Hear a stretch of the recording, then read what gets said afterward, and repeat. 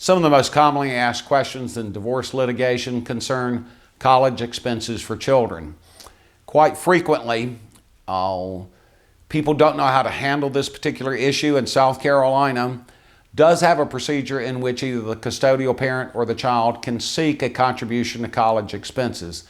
There are certain requirements that are made in this. The child must attend a traditional type of school, and when I say traditional, that can be a tech school or any other type of school. They have to apply for grants, loans, scholarships, financial aid. They have to make appropriate grades. And what the court will basically consider is what is the non-custodial spouse's income versus what are the custodial parent's income, and what are the educational needs of that child. That's a very complex question. It would involve several hours of potential litigation, but that is available for you in the event you have children of that age. The next question we frequently ask is, when does child support end? In South Carolina, child support terminates when a child reaches the age of 18 and or graduates high school, whichever is later. So if your child turns age 18 in January of their senior year, quite obviously, they're just as dependent upon you and the non-custodial parent as the day before. But once they have attained the age of 18 and graduated high school, child support will terminate.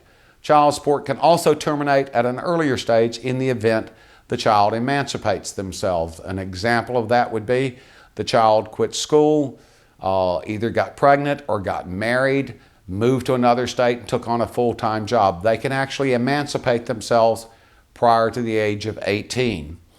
Another common question that we get is, who gets the tax dependency on the children?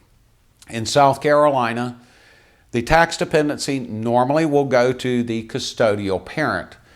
That does not control what the federal tax courts will do. And regardless of what family court may say about who gets the tax dependency, the ultimate question and resolution resides with the federal government.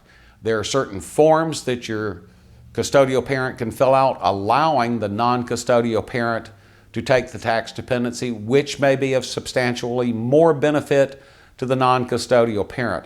Normally this is a negotiating instrument between the two lawyers as to what benefit will be derived by the non-custodial parent getting it versus the cost effectiveness to the custodial parent.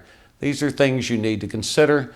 Another issue is, when can you start dating? In South Carolina, adultery is a complete and absolute bar to alimony, and that is an important factor you need to discuss with your attorney before you enter into another relationship.